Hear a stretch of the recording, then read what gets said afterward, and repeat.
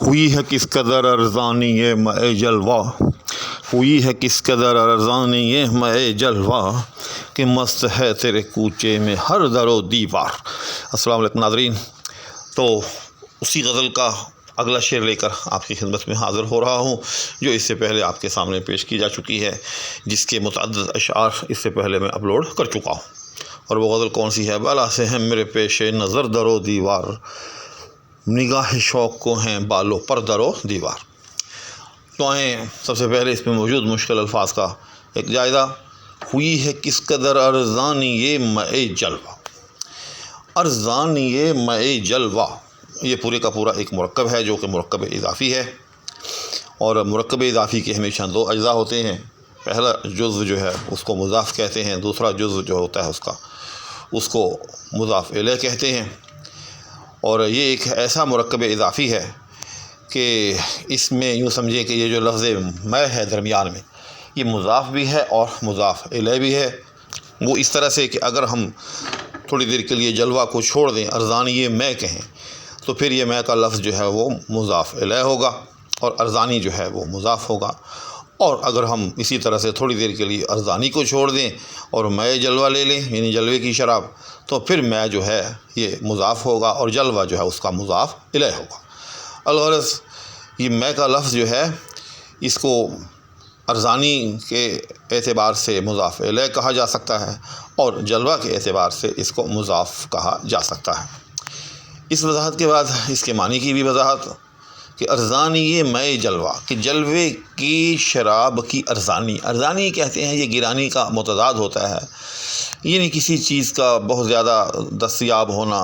کسی چیز کے نرخ جو ہیں ان کا گر جانا، کسی چیز کی ویلیو جو ہے وہ نہ رہنا، اس کو ارزانی کہتے ہیں۔ یعنی ارزانی یہ مے جلوہ، یعنی جلوے کی شراب جو ہے اس قدر سستی مل رہی ہے، اس کو کوئی پوچھنے والا نہیں ہے، اس کا نرخ جو ہے وہ گر چکا ہے،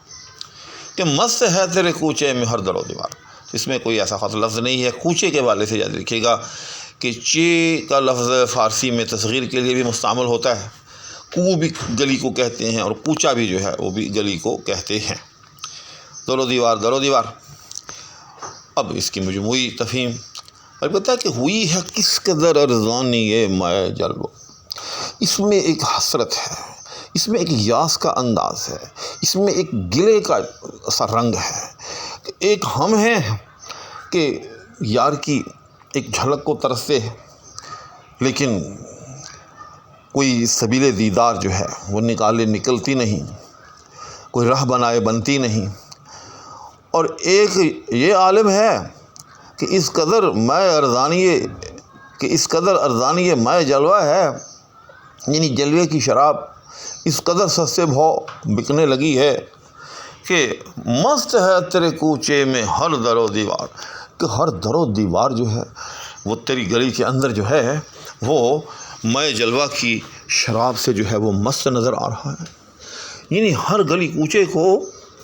تیرے جلوے کی شراب جو ہے وہ مہیا اور میسر ہے، اس کو پی پی کر اس پر مستی جو ہے وہ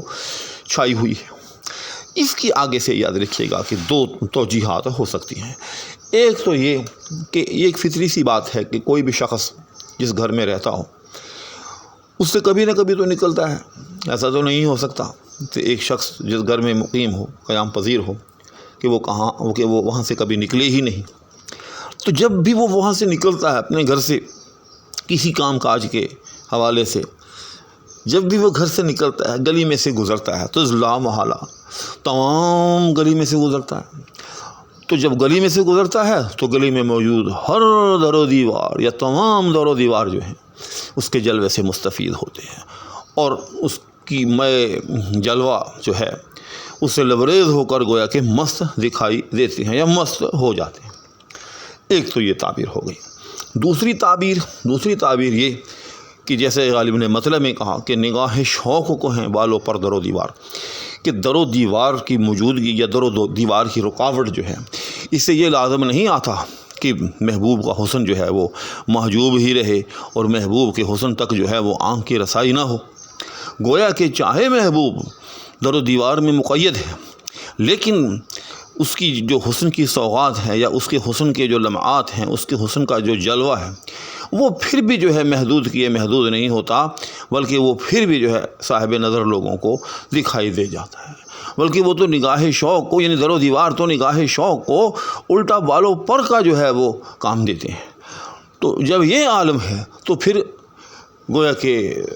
تیرے کوچے میں موجود ہر در و دیوار، چاہے تو گھر سے نہ بھی نکلے، تیرے در و دیوار کو دیکھ دیکھ کر ہی جو ہے مست دکھائی دے رہے ہیں، ان پر جو ہے ایک مستی کا عالم طاری ہے، اور وہ مائے جلوہ کے جام پر جام جو ہے وہ چڑھا رہے ہیں۔ تو ناظرین، امید ہے کہ یہ شعر بھی جو ہے مختصر انداز میں نے آپ کے سامنے پیش کرنے کی کوشش کی ہے، آپ کو سمجھ آ گیا ہوگا۔ اسی کے ساتھ نیز دعاؤں کی درخواست کے حمل آپ سے اجازت چاہوں گا۔ انشاءاللہ اس کے بعد اس غزل کا اگلا شعر لے کر آپ کی خدمت میں حاضری ہوگی، اس وقت تک کے لیے اجازت، اللہ حافظ۔